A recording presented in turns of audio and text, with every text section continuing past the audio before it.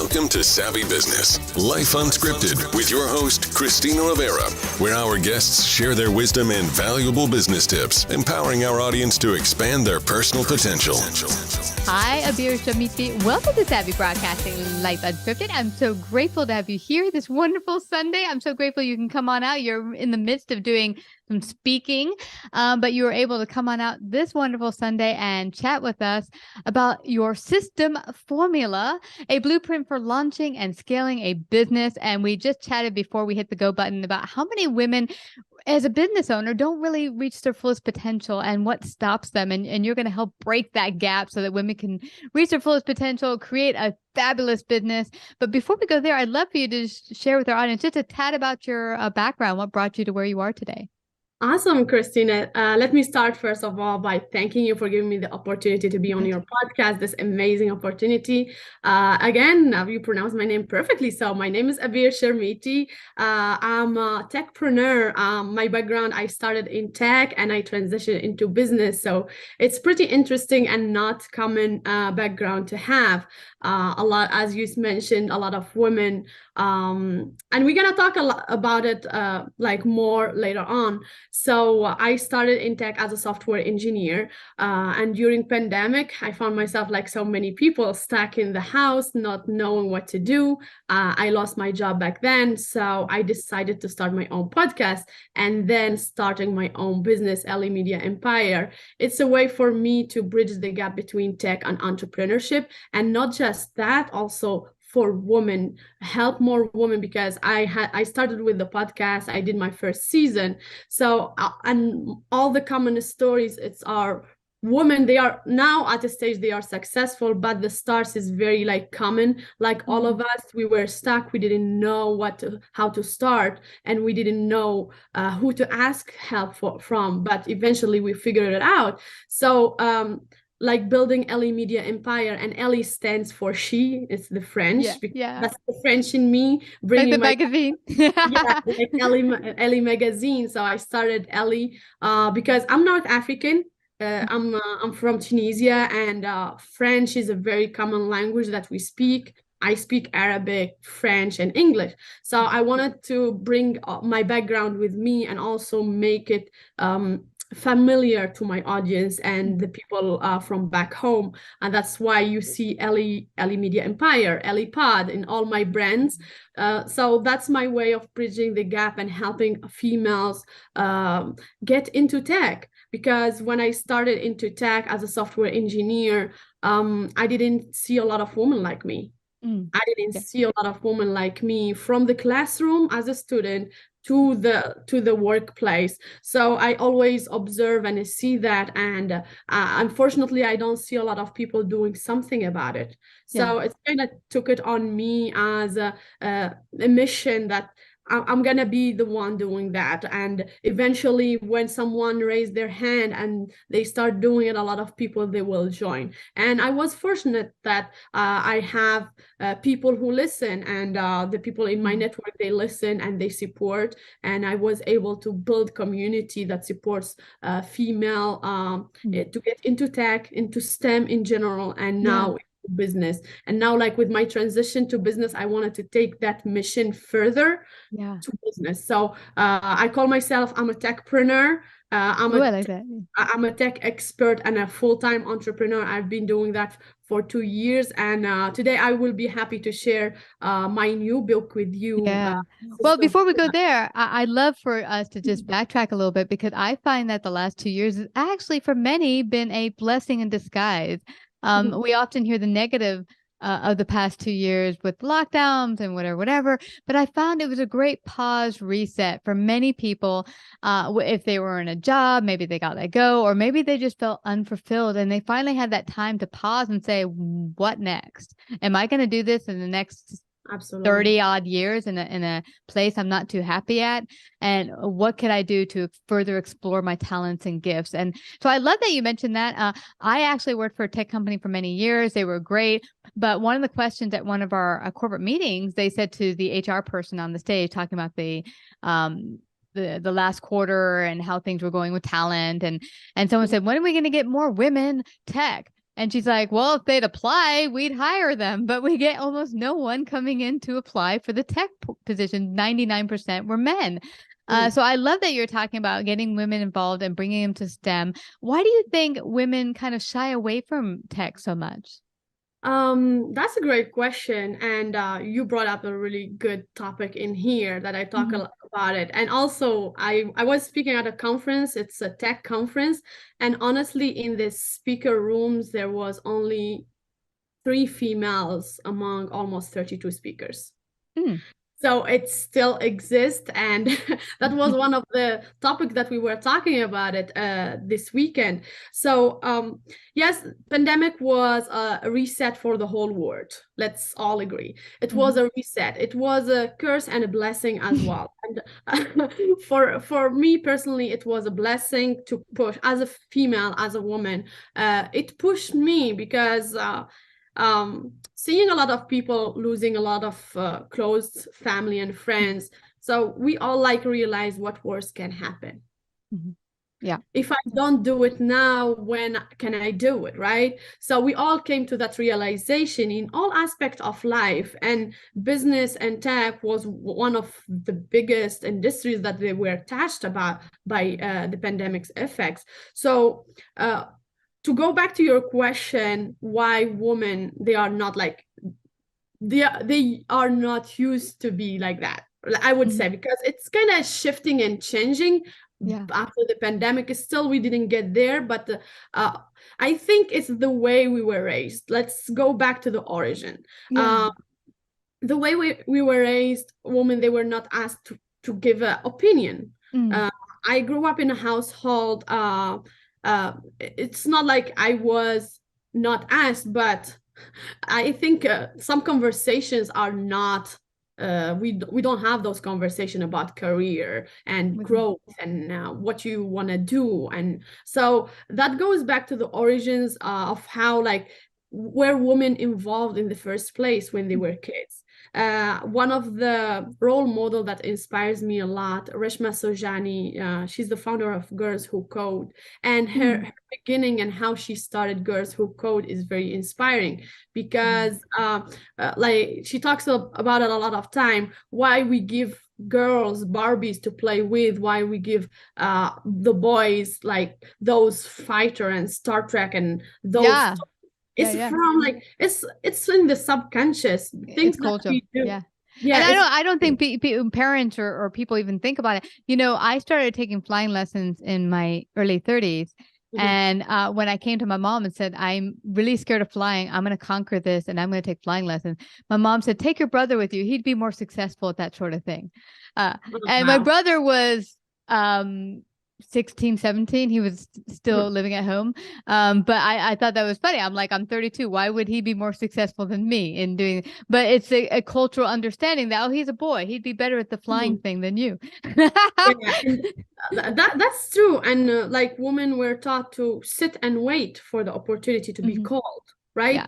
And be nice. Don't ask for too much. Don't ask for too much. Just sit and be cute and be nice and wait for your turn, right? But while guys or men or boys, like they are, I think, because they are taught they are the ones to be responsible for everything. They are taught to be the ones who bring the money to the household.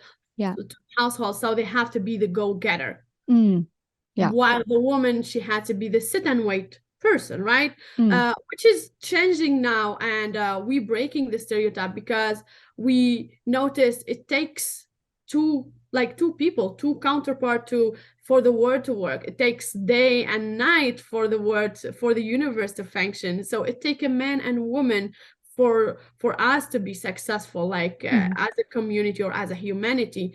And women are a great species. Like women have the skill set that men, they might not have.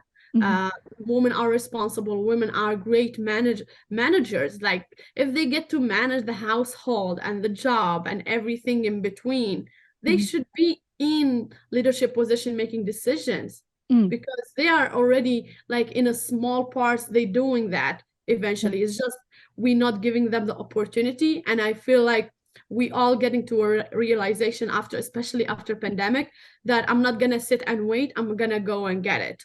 Yeah. Yeah, I love that. I love that that's changing people's perspective, because each, I don't think one's more better than another, one sex or whatever. I find that men have and every individual has their own individual talents. And it's great for people to go and explore those without the limitations of, well, this is not what girls do or guys do, whatever. But now tell me, you've created your book, The System Formula, to help women kind of bridge that gap and launch and scale their businesses. Because here's one thing. People think I have this talent and I'm going to start a business, but they're not thinking long-term.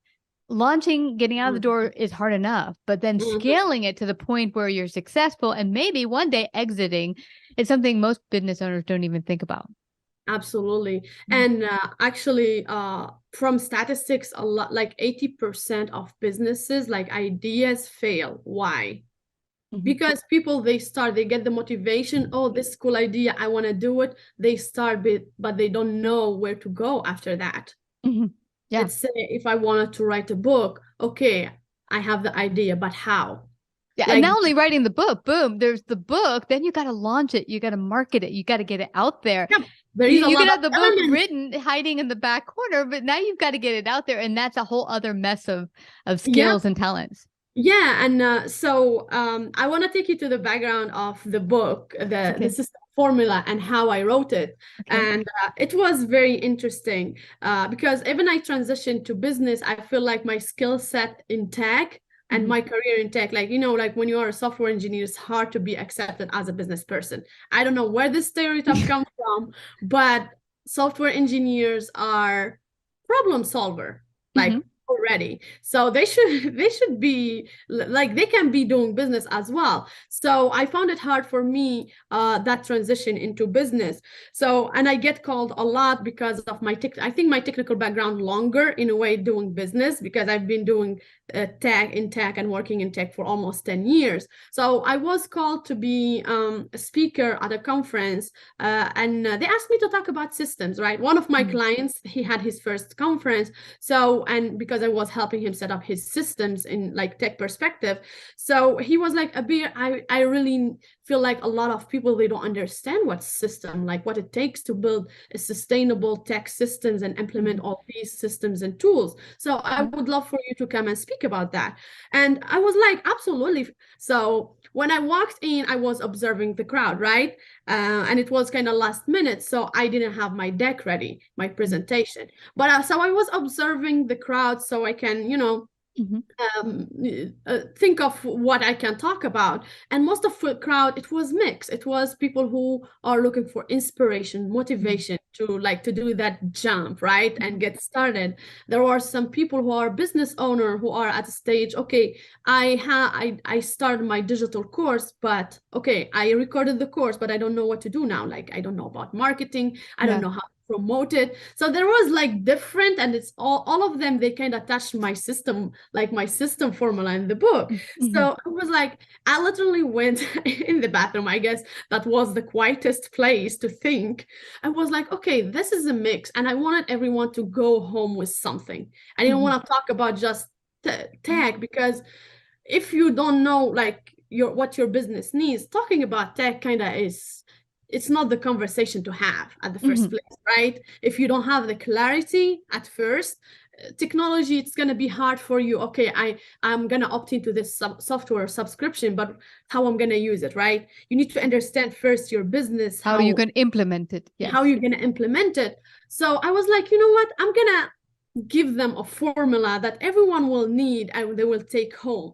So I will take them from 0 to 100, like from the start to the scaling. And that's how I came, because the title of my title was System Expert. So they were expecting me to talk about system as a technology.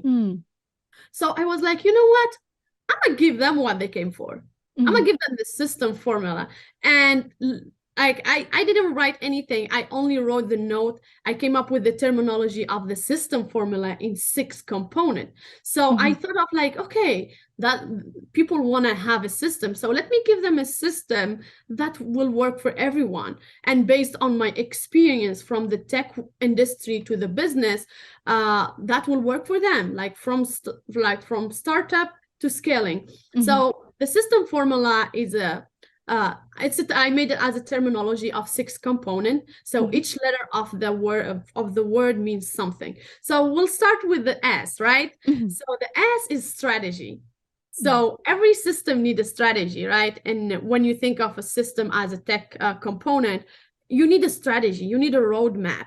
And when you are building your business, system without strategy is not going to work. And strategy without system also to execute that strategy is not going to work. So I found that the first element and the most important element is a strategy. And also like, I'm a certified business strategist from Harvard. And so I studied when I went to Harvard, I studied so many businesses and their strategies like Nike, Adidas, Starbucks, Amazon, and the strategies that they use. So in the book, I mentioned the 4 P's of strategy. There is like 4 types of strategy, and each strategy will define the system in your business. And like coming from the mission, the vision, the systems, like the KPI and all that. So it's like literally you have to write down the roadmap for your business. It's not just a business plan. It's not like, hey, I'm starting a business, let me go write a business plan. Business plan is a very tiny element of it. But the whole roadmap, how you envision your business. It's getting a clear vision. Because you can't pass it on to whom you might hire or even have a clear picture of what direction you're taking until you have that all laid out. Yeah, absolutely. Like laying a foundation before you start building a house. Yeah. So it's like a roadmap from A to B and with all the stops. And might be like the obstacle they might encounter. It's a hill, downhill, all that. So you have to think of these and write them down. Writing all these down is very important. The second element of the system is a why. And as it says, it's a why. So you need to know your why, your purpose. And have you read the book of Simon Sinek, Start With Why? Yes. Okay. So I mentioned that, I refer to that book a lot because I think in all our aspects of life, we have to start with a why we do the things that we do, right? And the same thing, that's an extension. Business is an extension of it. Why we are in this business. I'm in the business of changing business perspectives. I'm in the business of building other people's businesses. So that's my mission. I'm in the business of making technology more accessible for people, for women, and pushing more women to get started. So you need to like know your why. And studying the book of Simon Sinek, like he mentioned something it's a fact: the golden circle, the why, the what, and the how, right? So all, like most of the businesses, or let's say 99%, they know the what. The what is the product, the service. Okay, I'm gonna start a business. I'm selling books. So the what is a book? It's a digital course. It's a software, app, something. That's easy to define.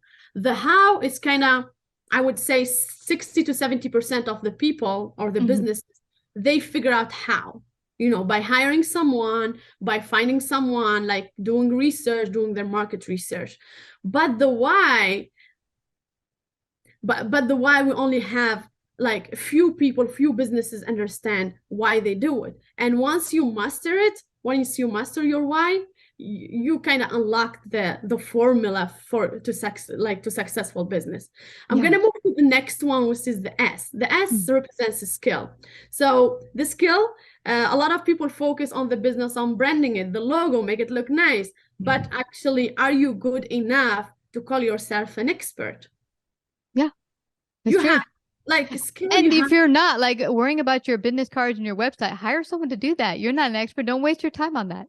Absolutely, because people come to you as an expert, and you have to always craft your skill to be that, especially in a tech and business world where everything is growing so fast. You have to keep up with tech. You have to keep up with all these things. So you have to be always learning. I'm always on the blogs, like learning about all this, the new trends of AI, new trends of technology. So when my clients and customers come to me and ask me about that question, they expect me to be the expert to answer that. They're not going to expect me to tell them like, oh, my logo or my business look nice. No, they expect me to answer their question, and that gives them the security and the satisfaction that I am the right person for them.